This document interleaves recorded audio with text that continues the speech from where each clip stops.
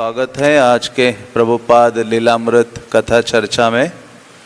तो आप सब परिचित हैं कि हम प्रत्येक रविवार श्रील प्रभुपाद का लीलामृत पढ़ते हैं जो सत्स्वरूप दास गोस्वामी महाराज के द्वारा लिखित हैं। तो पिछले रविवार को हमने पढ़ा था कि किस प्रकार से श्रील प्रभुपाद जी दिल्ली से अपनी यात्रा जो है वृंदावन की ओर शुरू करते हैं और वृंदावन आने के लिए वो ट्रेन से आते हैं वृंदावन। और सत्स्वरूप महाराज पिछले 2 पन्नों में इस अध्याय का शीर्षक है वृंदावन का एक निवासी और अध्याय 9 है प्रभुपाद लीलामृत का, जिसमें उन्होंने चर्चा की थी वृंदावन की महिमा की कि वृंदावन क्या है, किस प्रकार से वृंदावन पुनर्स्थापित किया था श्री चैतन्य महाप्रभु के द्वारा प्रेरित उनके जो षड गोस्वामी थे और किस प्रकार से उन्होंने सुंदरतम मंदिरों का निर्माण किया था। ये सब चर्चा हो रही थी। और ऐसा जो वृंदावन है वो इस भौतिक जगत का भाग नहीं है या अंग नहीं है, ये सब चीज़ें उन्होंने समझाई थी। और आगे हम पढ़ते हैं। गाड़ी मथुरा पहुंची। अभय अपने सामान के साथ नीचे उतरे और चारों ओर देखते हुए उनकी निगाह हाल में बने मथुरा जंक्शन की इमारत पर गई। द्वार से होकर स्टेशन से बाहर निकलने पर उन्हें एक तांगा वाला मिला। उससे किराया तय करके वे केशी घाट के लिए चल दिए। हाँ, तो आप आँखों के सामने वो दृश्य ला सकते हैं, बल्कि हम अभी पढ़ेंगे। आप देख सकते हैं कि कितना संक्षिप्त रूप से, या संक्षिप्त तो नहीं, विस्तृत रूप से हर छोटी छोटी चीज़ों का वर्णन सत्स्वरूप महाराज करते हैं। श्रील प्रभुपाद जी मथुरा के स्टेशन से केशी घाट तक आए तो रास्ते में क्या क्या चीज़ें थी, वातावरण कैसे था, टांगे वाला जा रहा था, कई सारा वर्णन वो करते हैं। तो यहाँ लिखते हैं कि श्रील प्रभुपाद जब दिल्ली से अपनी ट्रेन पकड़ी थी प्रभुपाद ने, और प्रभुपाद साधारण सा किराया देकर जो 3rd क्लास का डब्बा होता था ट्रेन का, उसमें आया करते थे। अपना सामान लेकर निकल आए थे यहाँ वृंदावन की ओर। और मथुरा के स्टेशन से बाहर आए। और आज के समय में तो तांगे वाले बहुत रेयर दिखते हैं हमें, लेकिन उस समय केवल घोड़ा गाड़ी अधिक थी। डगमग करती घोड़ा गाड़ी आधे मील तक रेलवे लाइन और रेलवे यार्ड के बीच की सड़क पर चलती रही। मुख्य सड़क आने पर वे लोग बाईं ओर मुड़े। लाइन के नीचे एक पुल से गुजरते हुए वे एक खुले बाजार में पहुंचे। फलों, सब्जियों और अनाजों के ढेर जमीन पर रखे थे। उनकी बगल में बैठे व्यापारी वस्तुओं के विनिमय और तौल में लगे थे, जबकि खरीदारों की भीड़ इधर उधर आ रही थी। पीले, हरे, गुलाबी, बैंगनी रंग की चटकीली साड़ियां पहने हुए मथुरा की स्त्रियां खरीदारी करती बाजार में घूम फिर रही थी।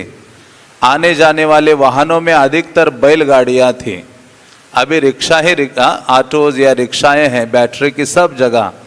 तो प्रभुपाद जब आए थे वृंदावन तो ज्यादातर कौन सी गाड़ियां थी? बैलगाड़ियां थी। आप सोच सकते हैं किस प्रकार का वो दृश्य होगा और कैसे वो साधारण सा, मतलब भीड़ आदि से रहित तो स्थल था ये वृंदावन। बैलों के कंधों के बीच प्राय जुए पर बैठे गाड़ीवान लकड़ी के दत से बंधी रस्सी के कोड़े से कभी एक बैल को हाँकते तो कभी दूसरे को। वृंदावन के मार्ग में यद्यपि यह सबसे घना बसा क्षेत्र था, तो भी दिल्ली की तुलना में ये साधारण और ग्रामीण लगता था। सूर्य सिर पर था, लेकिन तांगा के ऊपर की छतरी से कुछ छाया मिल रही थी। ग्रीष्म का ताप समाप्त हो चुका था। बाजार के बाद सड़क दाहिनी ओर मुड़ी और भगवान कृष्ण के जन्म स्थान के निकट खड़ी सफेद गुंबदों वाली रेतीले पत्थर की बनी भारी भरकम मस्जिद दिखाई पड़ी। तो ये मानो दृश्य हम श्रील प्रभुपद के साथ उस तांगा गाड़ी में बैठे हैं, ऐसा आप सोचिए। और वहां से उस गाड़ी के साथ हम कहाँ आ रहे हैं? वृंदावन आ रहे हैं। तो प्रभुपाद को क्या क्या दिख रहा था, क्या वो स्थिति थी रास्ते में, सबका उन्होंने, महाराज ने बहुत सुंदर वर्णन किया है। शताब्दियों पहले आक्रमणकारी मुसलमानों ने भव्य कृष्ण मंदिर को नष्ट कर दिया था और उसके स्थान पर मस्जिद बना दी थी। और अब मस्जिद के ठीक सामने एक नया और पहले से छोटे आकार का कृष्ण मंदिर खड़ा था। वे तिराहे पर पहुंचे जहां से नई दिल्ली, मथुरा नगर और वृंदावन की सड़कें फटती थी। तांगे वाले ने घोड़े को कोड़ा लगाया और तांगा वृंदावन की सड़क पर शुभ्र गायों के झुंड के बीच से होता हुआ आगे बढ़ा। चरवाहा भी अपनी लाठी लिए उनके बीच चल रहा था।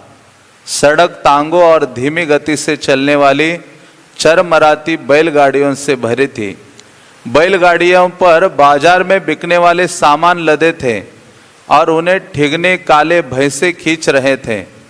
आपने से भी बड़े कलही और बालू के बोरे पीठ पर लादे लंबी पतली टांगों वाले छोटे कद के गधों की पंक्ति अलग चल रही थी। तो सब प्रकार का वर्णन महाराज कर रहे हैं। ऐसा प्रतीत होता है कि शायद प्रभुपाद के साथ सत्स्वरूप महाराज भी बैठे थे और लिख रहे थे सारी चीजें, कि कहाँ से बैलगाड़ियां जा रही है, गधे जा रहे हैं। परिक्रमा के दोनों दिनों जब अभय अपने आध्यात्मिक गुरु के दर्शन के लिए यहाँ आए थे, यद्यपि तब से उनके जीवन में काफी परिवर्तन हो चुका था, फिर भी वृंदावन वही का वही था। हाँ, तो श्रील प्रभुपाद इससे पहले जब उनके आध्यात्मिक गुरु भक्ति सिद्धांत सरस्वती महाराज कई बार ब्रज मंडल परिक्रमा आयोजित किए थे और अपने शिष्यों के समेत बंगाल आदि से उनके शिष्य आते थे ब्रज में, और श्रील प्रभुपाद उन दिनों इलाहाबाद में रहा करते थे और प्रभुपाद का दवाई का एक छोटा सा दुकान था। तो प्रभुपाद कई बार आए थे इससे पहले ब्रज में अपने आध्यात्मिक गुरु के साथ। तो यहाँ लिखते हैं कि जब उन दिनों जैसा वृंदावन का वातावरण था, जैसी चहल पहल थी, वैसे कि वैसे अभी भी था। उन्हें लगा कि दिल्ली की भीड़, गर्मी, धुआं और लोगों के लड़ाई झगड़े के बीच छोड़ यहाँ आकर उन्होंने बहुत अच्छा किया है। हाँ, तो प्रभुपाद को ये अच्छा लग रहा था कि दिल्ली में तो वो थे ही, दिल्ली में तो वो प्रचार कार्य के लिए थे, लेकिन वहाँ की सारी जो भीड़ है, धुआं, गर्मी आदि से मानो उनकी बहुत बड़ी राहत उनको मिल रही है। ये उनके लिए सहज राहत थी। फिर भी यद्यपि वृंदावन के लिए उनके मन में दिव्य भाव थे। उन्होंने जो दिल्ली में प्रचारक के रूप में महीनों कार्य किया था, उसकी यादें उनके मन में बनी थी। शहर की सड़कों में बैक टू गॉड हेड लेकर स्थान स्थान पर घूमने की यादें। दिल्ली की जिंदगी अविरत जोरदार प्रचार की जिंदगी थी। अब उनकी अवस्था 60 वर्ष से अधिक हो रही थी, लेकिन वे वृंदावन में अवकाश ग्रहण करने नहीं आए थे। घर गृहस्थी की जिम्मेदारियों से उन्होंने अवकाश ग्रहण कर लिया था, लेकिन बैक टू गॉड हेड को इलस्ट्रेट वीकली की तरह जनप्रिय और बढ़िया बनाने की जिम्मेदारी से नहीं। उन्हें वृंदावन में निवास करना था और दिल्ली आते जाते रहना था, लेकिन प्रचार का कार्य उन्हें कभी बंद नहीं करना था।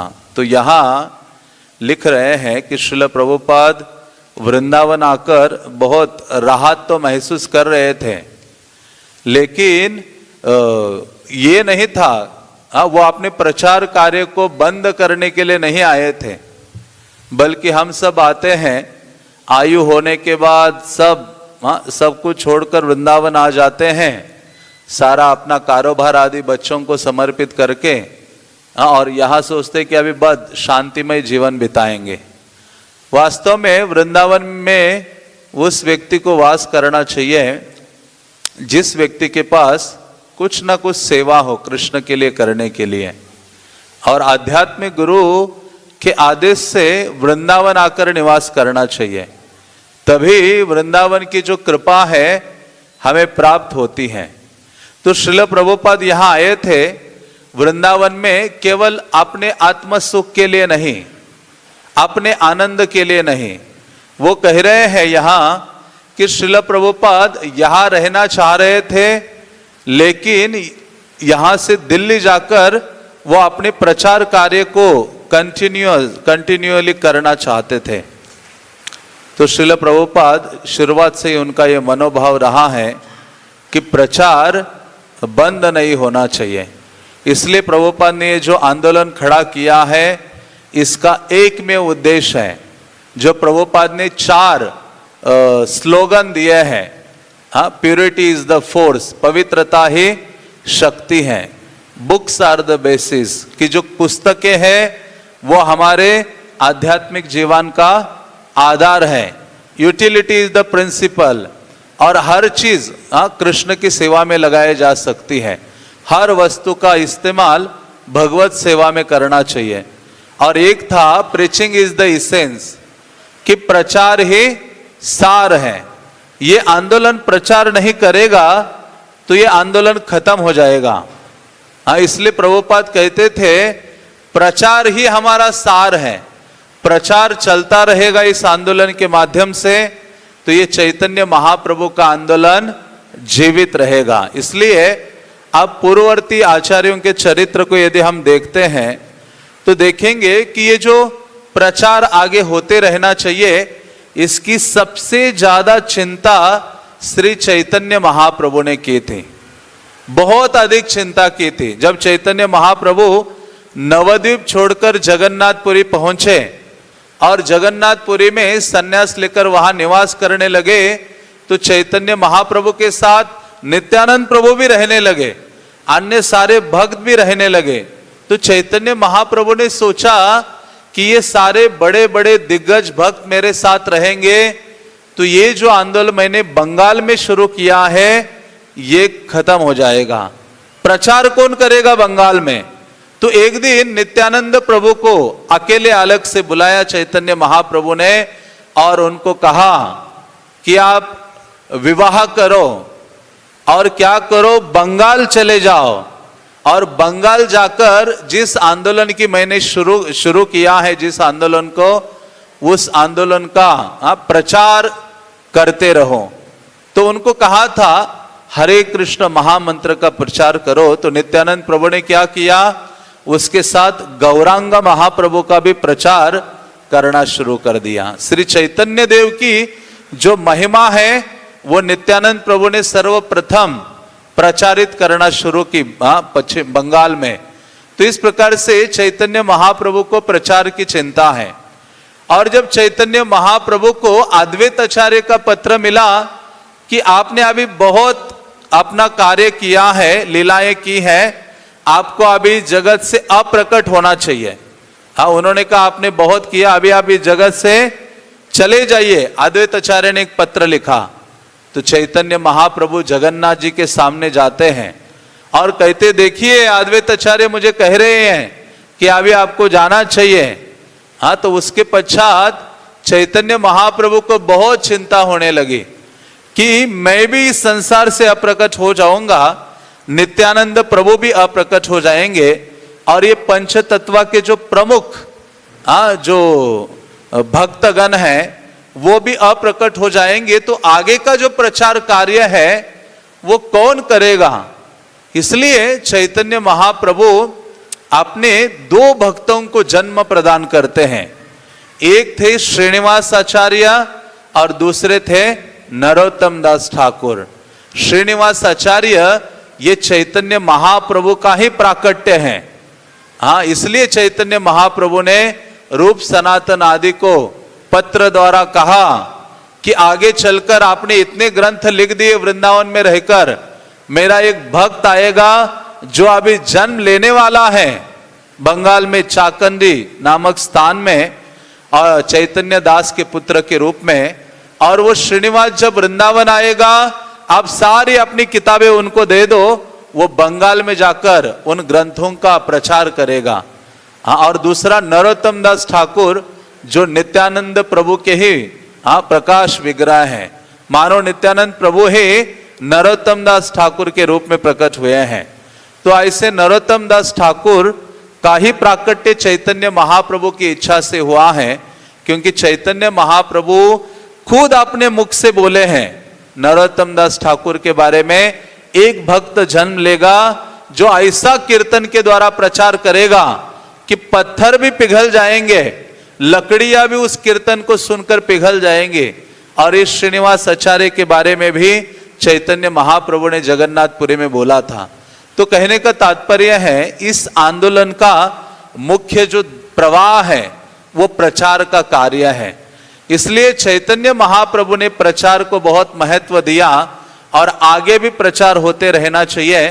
चैतन्य महाप्रभु ने अपने अलग अलग भक्तों को प्रकट किया और चैतन्य महाप्रभु ने आगे चलकर श्रील प्रभुपाद के बारे में भी बोला।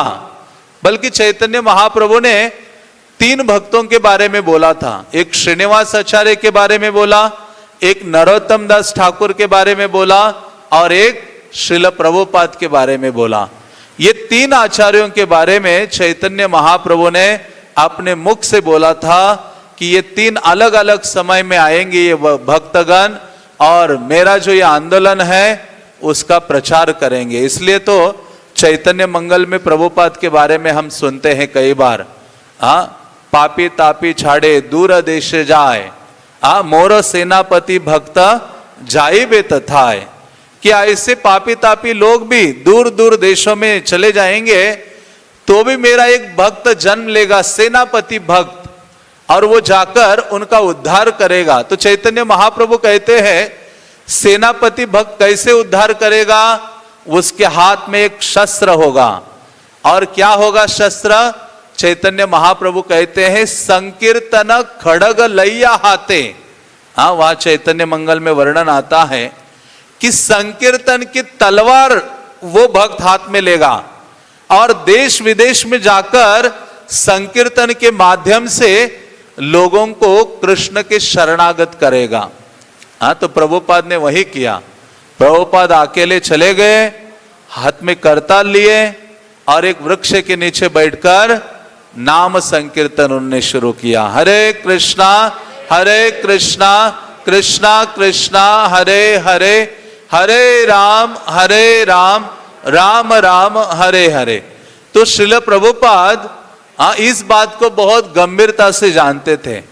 इसलिए यहां कहते हैं कि प्रभुपाद वृंदावन तो आ गए, लेकिन कोई सारे जिम्मेदारियों से मुक्त होने के लिए नहीं या राहत का जीवन जीने के लिए नहीं आए थे। वृंदावन का आश्रय उन्होंने लिया था लेखन कार्य करने के लिए, और वो दिल्ली जाते रहते थे और उनकी छपाई करते थे बैक टू गॉडेड पत्रिका की, और उसका वितरण करते थे। क्योंकि ये प्रचार की जो धरोहर है श्रील प्रभुपाद को अपने आध्यात्मिक गुरु भक्ति सिद्धांत सरस्वती महाराज से प्राप्त हुई थी। भक्ति सिद्धांत महाराज प्रचार पर बहुत जोर देते थे। वो कहते थे उनके शिष्यों को, आप बीमार हो तो पैदल जाओ दवाई खरीदने के लिए, लेकिन जब आपको प्रचार करने के लिए जाना है तो हाथी घोड़ा किराए पे लो, उस पे बैठकर प्रचार के लिए जाओ। ऐसा वो बोला करते थे। तो कहने का तात्पर्य है भक्ति सिद्धांत सरस्वती ठाकुर वो विशेष आचार्य है जिन्होंने चैतन्य महाप्रभु का ये जो आंदोलन है, प्रचार का आंदोलन, वो पुनर्जीवित किया है। जो उनके पिता ने शुरू किया था भक्ति विनोद ठाकुर ने, और उसको और बड़ा रूप भक्ति सिद्धांत सरस्वती ने दिया, और उससे भी और बड़ा रूप श्रील प्रभुपाद ने प्रदान किया है।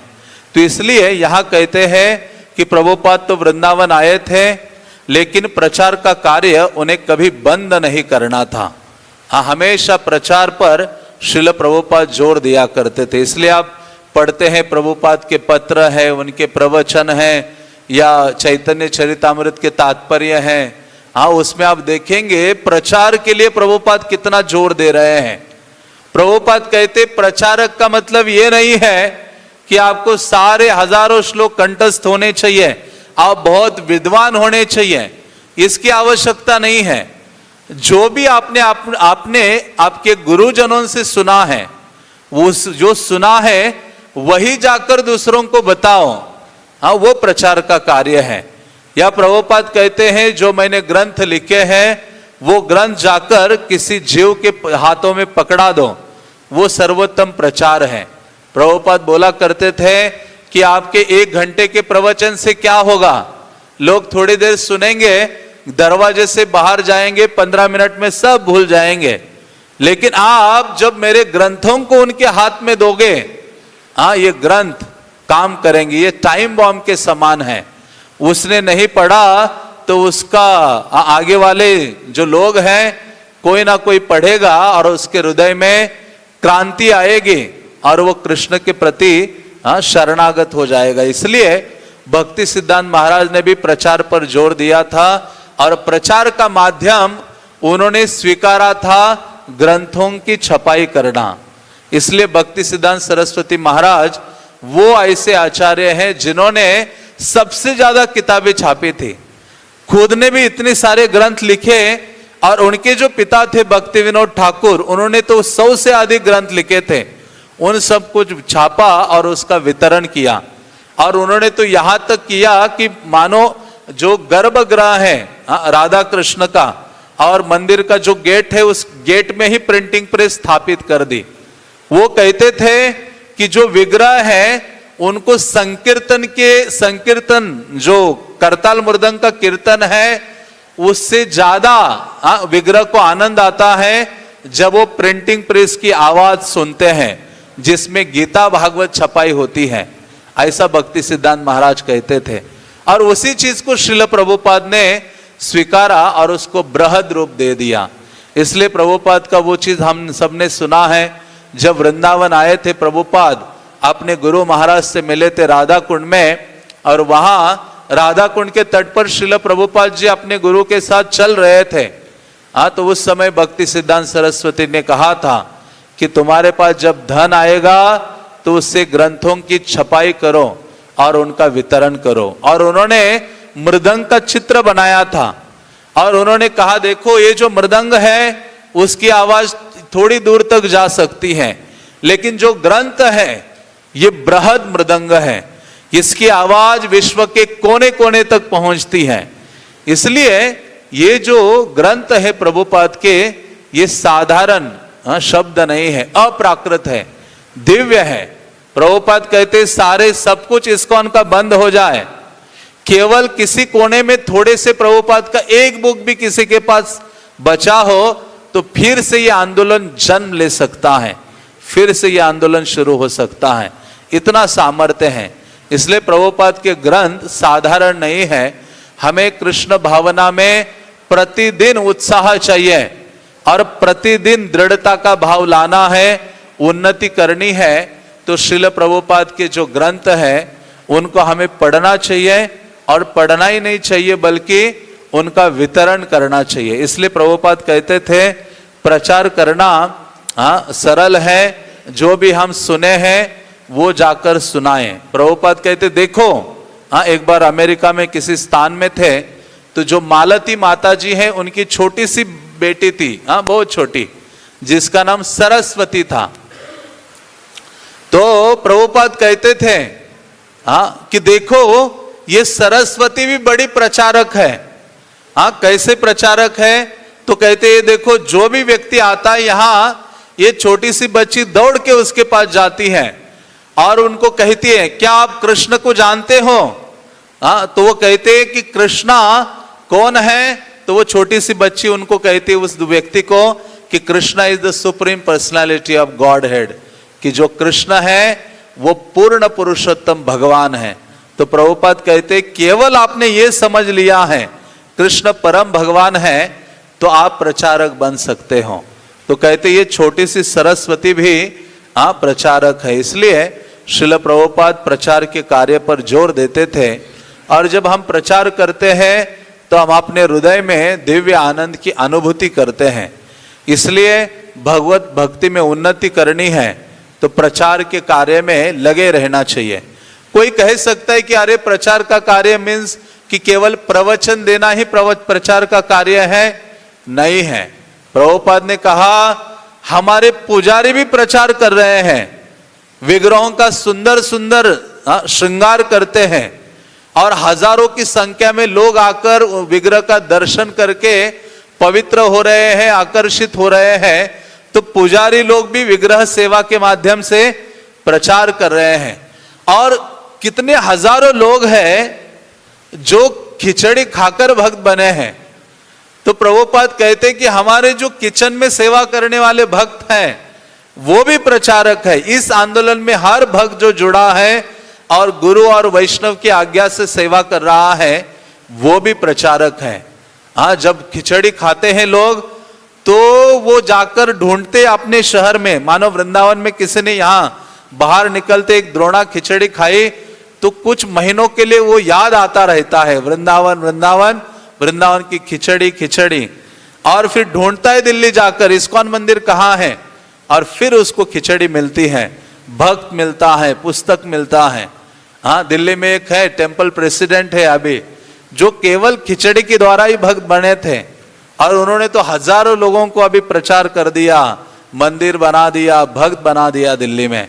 हाँ, तो ये कितना बड़ा कार्य है। इसलिए इस कृष्ण भावनामृत आंदोलन में जो भी सेवा हमें प्राप्त होती है निष्ठा के साथ हम करेंगे, सही मनोभाव से करेंगे तो हम प्रचार में भाग लेते हैं।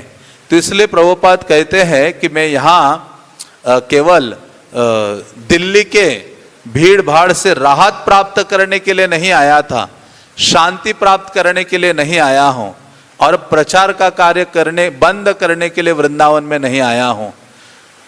जैसे जैसे दुबला पतला घोड़ा आगे बढ़ता रहा और पुलिस थाना और जानवरों के लिए बने पानी के हौज जब पीछे छूट गए, वैसे ही ऊंचे वृक्षों से वृंदावन के परिसर का बोध हुआ। अभी उनका जो घोड़ा गाड़ी है वो मथुरा से अभी वृंदावन में प्रवेश करने वाला है। हाँ, मानो अटल्ला चुंगी के थोड़ा पीछे होगा। सड़क की दोनों ओर, क्योंकि उन दिनों तो ये छठीकारा वाला रोड था नहीं, आना जाना होगा लेकिन ज्यादा इसमें आना जाना था नहीं, मेनली तो उसी पुराने रोड से ही आते थे मथुरा से। सड़क की दोनों ओर बगीचों के अहाते और निजी संपत्ति और आश्रम दिखाई देने लगे। चमचमाती धूप में कोमल श्वेत मालती, सुनहरे गेंदा, लाल चमेली और कई प्रकार के पेड़ व फूल जो केवल वृंदावन में मिलते हैं तेज धूप से खिले हुए थे। बाई ओर राधा गोविंद का कोट सरीखा मंदिर धुंधला सा दिखाई दे रहा था और ठीक उसके सामने दूरी पर रंगनाथ के मंदिर का ऊंचा शिखर दिखाई दे रहा था। तो अभी श्रील प्रभुपाद जी गोविंद देव मंदिर के सामने आए हैं, हाँ, मथुरा से। तंग सड़कों से होकर चला, जिनकी दोनों ओर बाजारों की भीड़ थी और शहरी मकान थे। हाँ, जो गोपीनाथ बाजार है वो रास्ते से घुसे हैं प्रभुपाद अभी अंदर। आगे बढ़ने पर शांति मिली। तब एक तंग गली के सिरे पर यमुना जी के किनारे केशी स्नान घाट के निकट वंशी गोपाल जी के मंदिर का छोटा सा सुंदर अलंकृत द्वार दिखाई दिया। मंदिर का भवन संकरा 3 मंजिला था, जिसमें 3 गुंबद और कई अलंकृत मेहराब थे। तो केशी घाट के नजदीक ही ये बंसी गोपाल मंदिर है। आपने देखा होगा या नहीं देखा हो तो भी कभी जाना चाहिए। श्रील प्रभुपाद जी सर्वप्रथम वहां रहे हैं और उसके पश्चात प्रभुपाद जी राधा दामोदर मंदिर में रहने के लिए आए। मोड़ के किनारे की नाली पार करने के बाद अभय संगमरमर की 3 सीढ़ियां ऊपर चढ़े और मुख्य द्वार के अंदर प्रविष्ट हुए। तांगे वाला उनका सामान लिए पीछे चल रहा था। द्वार पार करने पर उन्होंने अपने जूते उतार दिए और लोहे की झंझरी से आच्छादित खुले आंगन में प्रवेश किया, जिसके 2 मंजिले पर कुछ पक्षी बैठे थे। आंगन का एक हिस्सा सूर्य की किरणों से आलोकित था। वहां स्तंभ पर गमले में तुलसी का पौधा विराज रहा था। मंदिर शीतल और शांत प्रतीत हुआ। प्रांगण से लगा हुआ श्री विग्रह कक्ष था जिसके द्वार बंद थे और उनमें ताले लगे थे। ऊपर कमरों वाला एक तहखाना था जिसका द्वार आंगन से दिखाई दे रहा था। कपड़े टांगने के लिए बंदी रस्सी पर फैलाई हुई कुछ साड़ियां और कपड़े लटक रहे थे। मंदिर के पुजारी महंत गोपाल ने, जिन्हें अभय सन 1954 से जानते थे, हर्षपूर्वक उनका स्वागत किया। तो प्रभुपाद जी जब पहले भी वृंदावन आए थे तो इनसे मिले भी थे और उनको कहा था कि मैं आने वाला हूँ निवास करने के लिए। तो वो पहचान, वहाँ के जो पुजारी थे महंत, जो गोपाल जी, उनको पहचान लिए। उनकी आयु लगभग वही थी जो अभय की थी। तो श्रील प्रभुपाद 63-64 ऐसी प्रभुपाद की आयु थी जब प्रभुपाद वृंदावन निवास करने के लिए आए थे। उनके बाल लंबे और सफेद थे और दाढ़ी बिखरी हुई थी। यद्यपि अभय का पहनावा मामूली था, लेकिन गोपाल की तुलना में जो केवल एक मोटी धोती पहने थे वे अच्छी वेशभूषा में लगते थे। गोपाल अभय को ऊपर ले गए। बाहर छत पर निकलकर जब अभय ने चारों ओर का अद्भुत दृश्य पुनः देखा तो मुस्कुराने लगे। तो जो गोपाल महंत है वो श्रील प्रभुपाद को अपना कमरा दिखाते हैं। मुश्किल से 100 ही गज की दूरी पर यमुना थी। वो उनके ठीक सामने प्रवाहमान जल की केवल पतली धारा नहीं थी, वरना उनकी दाई और बाई ओर बल खाकर बहती हुई विस्तृत जल राशि थी। अभी तो बहुत छोटी है ना यमुना जी। प्रभुपाद के समय बहुत सुंदर पानी और बहुत विशाल थी जो बहती रहती थी, जो तीसरे पहर के सूर्य के प्रकाश में चमचमा रही थी। जहां तक दृष्टि जाती थी वही बालू के डेल्टा दिखाई देते थे। कहीं चरती हुई गाय भैंसों के झुंड, कहीं घास से आच्छादित यमुना के तट, कहीं मैदान, कहीं पेड़, और विपरीत दिशा में वृंदावन का कस्बा था जिसमें दर्जनों मंदिरों के शिखर और गुंबद दिखाई पड़ रहे थे। तो श्रील प्रभुपाद जी वहां छत पर से वृंदावन का ये मनोरम जो दृश्य है वो देख रहे हैं। छत पर अभय का छोटा सा अकेला कमरा था। उसमें दुहरे तंग दरवाजे थे और खिड़कियां में छड़ लगे थे। कमरे की छत पर वानर अपने नन्हे बच्चों को लिए निश्चिंतता से देखते हुए बैठे थे। दरवाजे के ठीक बाहर 1-2 फुट का सीमेंट का शंकु इस बात की सूचना देता खड़ा था कि मंदिर का श्री विग्रह ठीक नीचे विराजमान है। मतलब नीचे भगवान के विग्रह थे। उसके ऊपर जो छत का भाग था उसके एक कोने में ये कमरा बना हुआ था जिसमें श्रील प्रभुपाद जी निवास कर रहे थे। अभय कमरे में गए। छड़दार खिड़कियों से वे केशी घाट का महल, गोपीनाथ मंदिर का आराध्य शिखर और उसके आगे चौड़ी यमुना का अबाध प्रवाह, हरे भरे किनारे और आकाश सभी कुछ देख सकते थे। तो प्रभुपाद जी अपनी जब खिड़की खोलते हैं तो उनको ये सब कुछ दिखाई दे रहा था, गोपीनाथ मंदिर, केशी घाट, यमुना आदि। कमरे की सभी वस्तुओं मिट्टी के तेल का छोटा सा दीपक, स्नानार्थ कुएं से जल निकालने की बाल्टी और रस्सी आदि से अभय को अवगत कराने के बाद गोपाल ने सावधानी से सरकारी टिकट लगा किराए का एक अनुबंध पत्र निकाला, मानो स्टैम्प पेपर निकाला। अभय ने अपने को दिवंगत श्रीमद् भक्ति सिद्धांत सरस्वती प्रभुपाद का शिष्य घोषित करते हुए उस पर एक संक्षिप्त अनुच्छेद लिखा।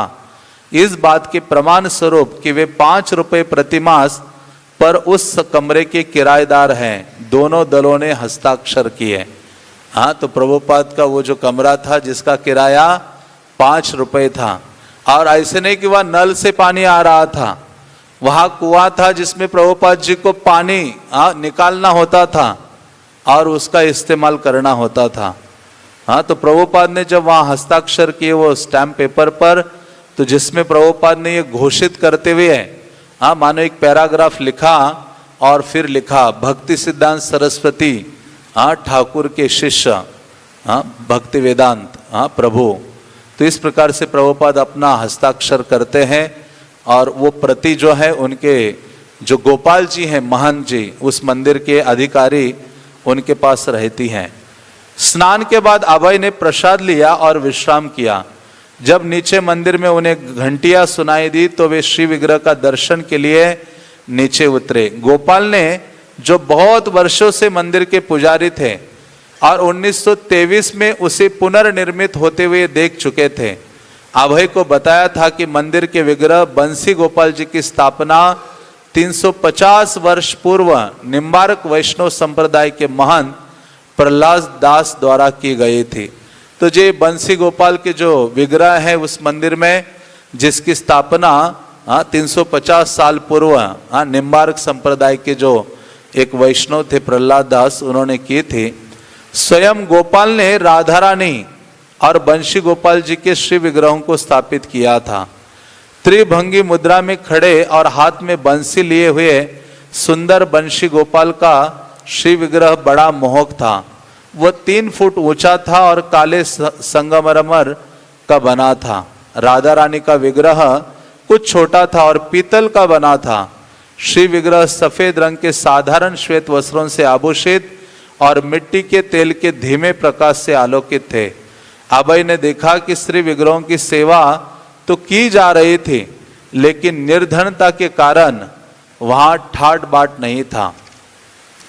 तो प्रभुपाद का वो पहला दर्शन था जब बंसी गोपाल का उन्होंने दर्शन किया और उन्होंने देखा सेवा हो रही है, क्योंकि धन के अभाव में बहुत अधिक ऐश्वर्य का प्रदर्शन नहीं था।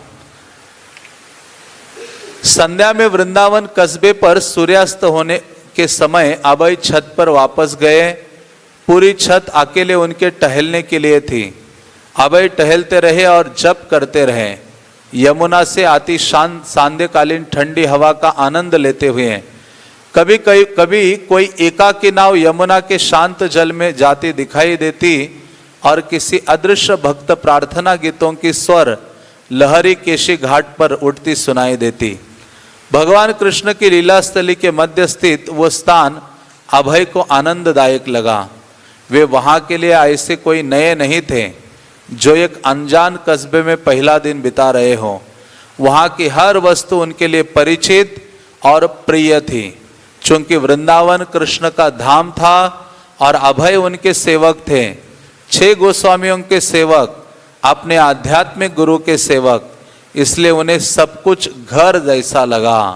हाँ, तो ये भी बहुत महत्वपूर्ण बात है कि श्रील प्रभुपाद अकेले रह रहे थे उस कमरे में और पहला ही दिन था, तो उनको कभी ऐसे नहीं लगा कि अरे किसी नए स्थान में आ गया हूं या किसी अपरिचित स्थान में आया हूं, बल्कि प्रभुपाद को लगा कि मैं अपने घर वापस आ गया हूं।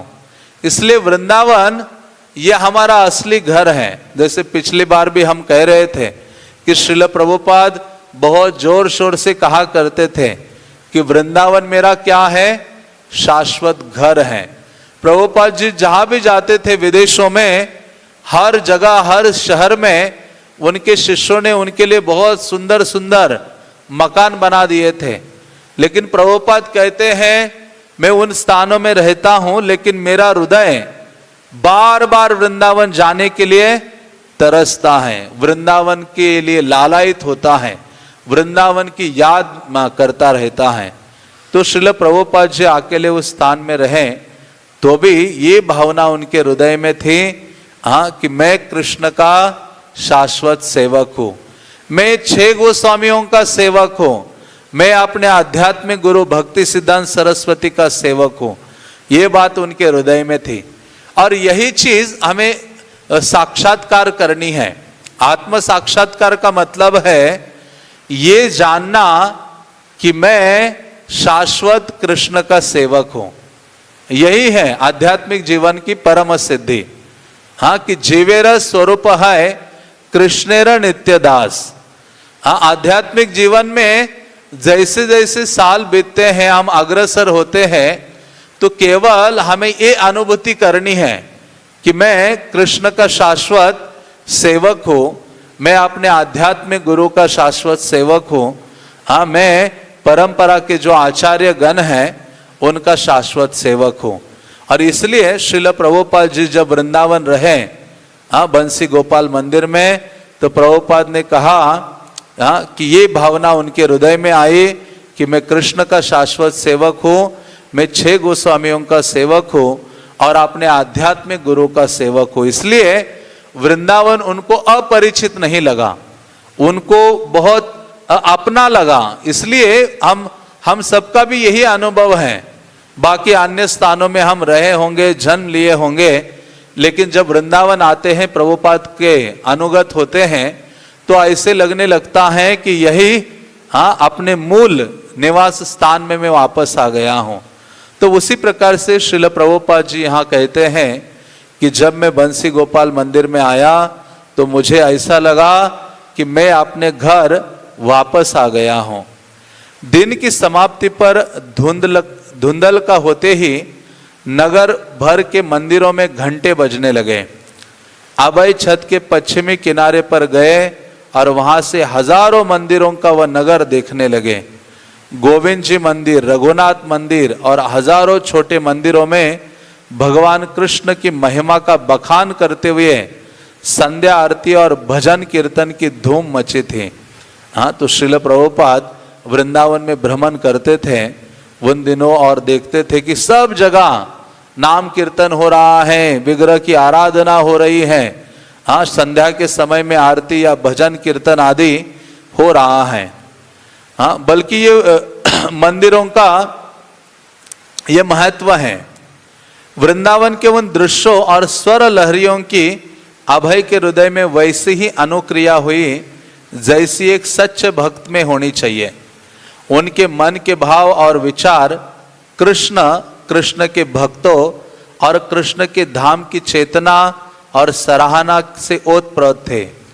स्वभावतः वे सबको उपदेश देकर ये बताने की सोचने लगे कि सभी लोग वृंदावन में मिलने वाली आंतरिक शांति और उल्लास के बारे में जाने।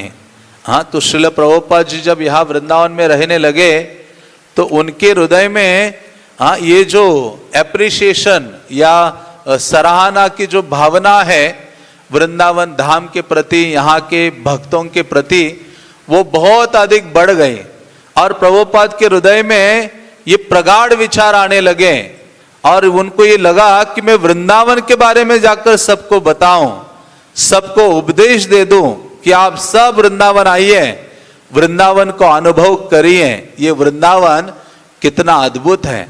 और वास्तव में श्रील प्रभुपाद वो ब्रजवासी हैं जो वृंदावन अपने हृदय में धारण करके विश्व के कोने कोने में ले गए। वृंदावन के वो असली मैसेंजर हैं, जिन्होंने वृंदावन का मानो सबको इनविटेशन कार्ड दिया है और सबको लेकर वृंदावन आ रहे हैं।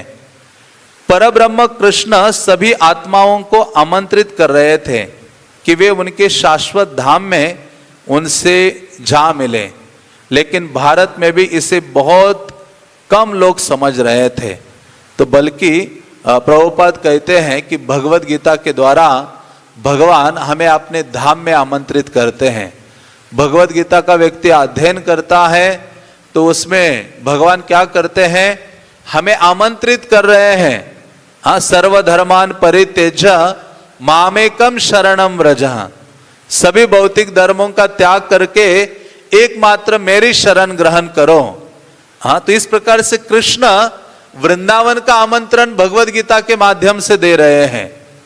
तो उसी प्रकार से श्रील प्रभुपाद के हृदय में यहां कुछ दिन रहने मात्र से ये भाव जागृत होता है कि सभी लोगों को वृंदावन जानना चाहिए, वृंदावन को अनुभव करना चाहिए, क्योंकि हर जीव का शाश्वत निवास स्थल वृंदावन धाम है।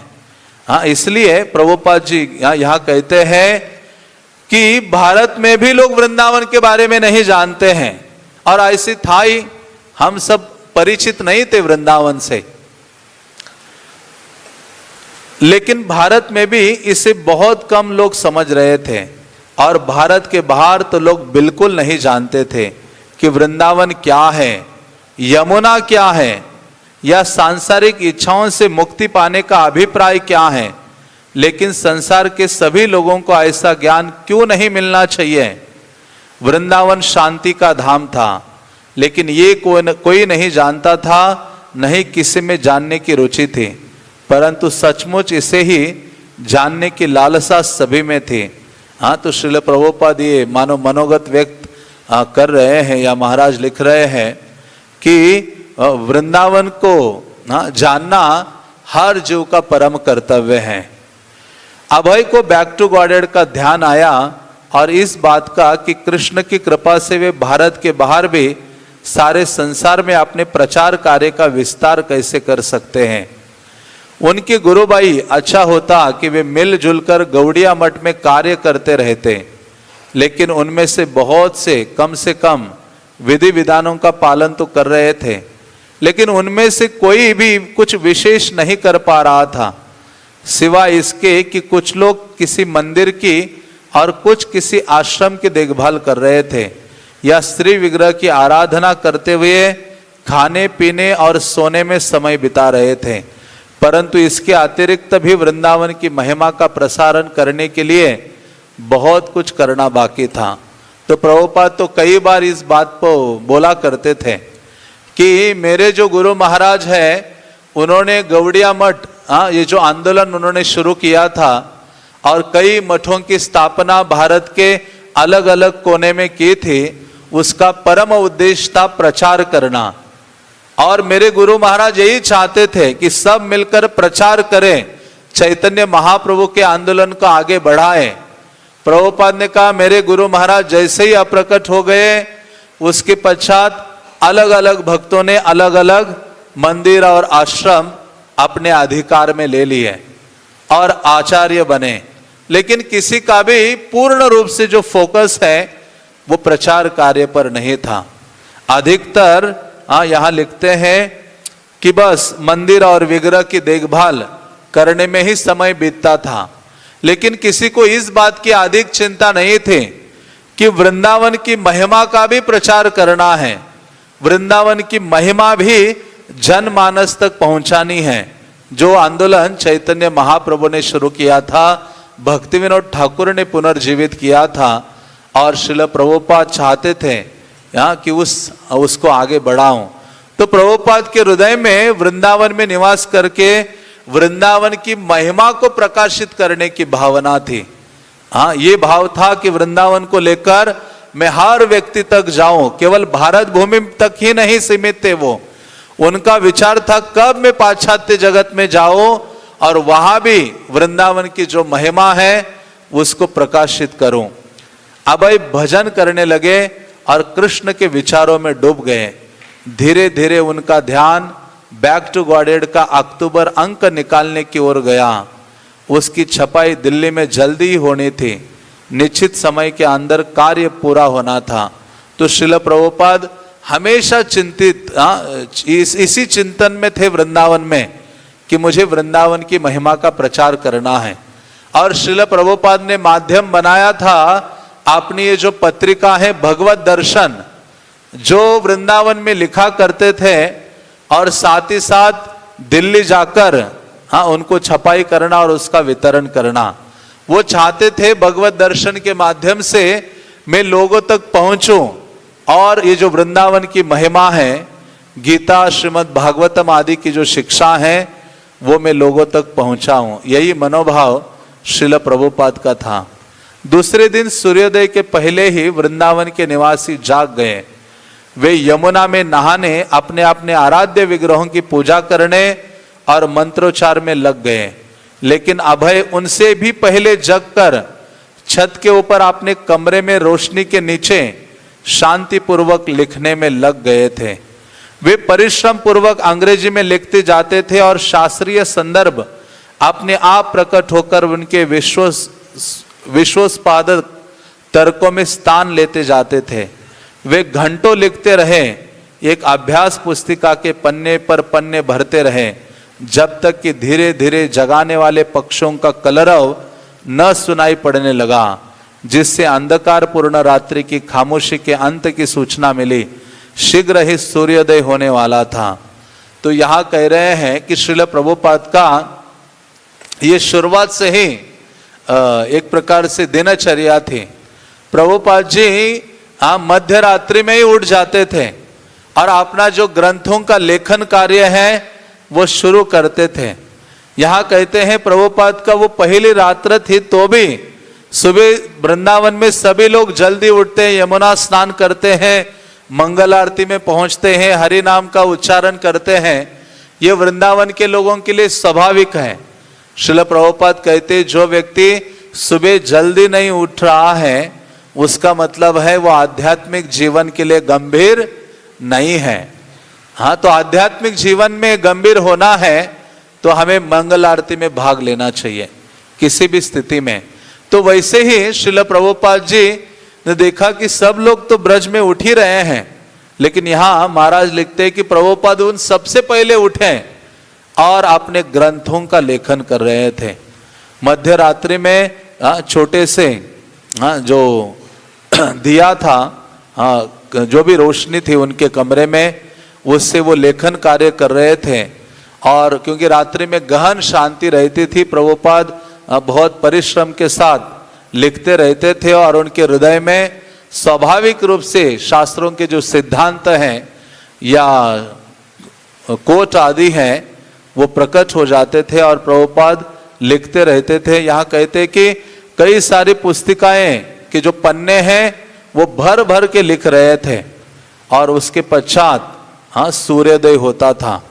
तो वास्तव में सभी व्यक्तियों के जीवन में प्रकाश लाने के लिए श्रील प्रभुपाद ने क्या किया है, रात रात जगकर ग्रंथों का लेखन किया है। जैसे कहते हैं कि श्रील प्रभुपाद ने इतना परिश्रम उठाया, रात रात जगकर इतने ग्रंथों का लेखन किया। लेकिन आजकल की जो पीढ़ी है, जैसे सार्वभौम प्रभु कहते हैं कि प्रभुपाद हमेशा इस बात पर बोला करते थे, चिंतित रहते थे कि मैंने ये जो ग्रंथ हैं केवल वितरण के लिए नहीं लिखे हैं, मैंने अपने ये ग्रंथ अपने भक्तों के लिए लिखे हैं जो उनका अध्ययन करें और आध्यात्मिक जीवन में अग्रसर हो। हाँ, सार्वभौम प्रभु कहते हैं कि प्रभुपाद ने रात भर जगकर ग्रंथ लिखे, लेकिन आज के जो भक्त हैं इतना सारा पनीर खाकर भी उस ग्रंथों को पढ़ नहीं पा रहा है, ऐसी उनकी स्थिति है। तो इसलिए हमें ये व्रत लेना चाहिए कि किसी भी स्थिति में कम से कम 1 घंटा प्रतिदिन श्रील प्रभुपाद के ग्रंथों का गीता और भागवत का हमें कम से कम अध्ययन करना चाहिए। बल्कि वृंदावन में हम हैं तो अधिक से अधिक अपनी सेवा के अतिरिक्त श्रील प्रभुपाद के ग्रंथों का अध्ययन करना चाहिए, जिसके द्वारा हमारे हृदय में इस आंदोलन के प्रति समर्पण का भाव और कृष्ण के प्रति शरणागति और सेवा का भाव हृदय में जागृत हो जाता है और प्रचार की भावना बढ़ती है। ये श्रील प्रभुपाद के ग्रंथों की विशेषता है। जो भी प्रभुपाद के ग्रंथों का अध्ययन करेगा उसके हृदय में प्रचार की भावना बढ़ेगी। कृष्ण के प्रति समर्पण और कृष्ण की सेवा के प्रति समर्पण और श्रील प्रभुपाद की सेवा के प्रति समर्पण बढ़ता है। तो इसलिए यहाँ देखते हैं कि वृंदावन में प्रभुपाद रहे, लेकिन फिर भी पूरे रात्र प्रभुपाद ने ग्रंथों का अनुवाद किया है। हरे कृष्णा कृष्णा कृष्णा हरे हरे, हरे राम राम राम हरे हरे। श्रील प्रभुपाद लीलामृत के, पतित पावन श्रील प्रभुपाद के, निताई गौर प्रेमानंदे।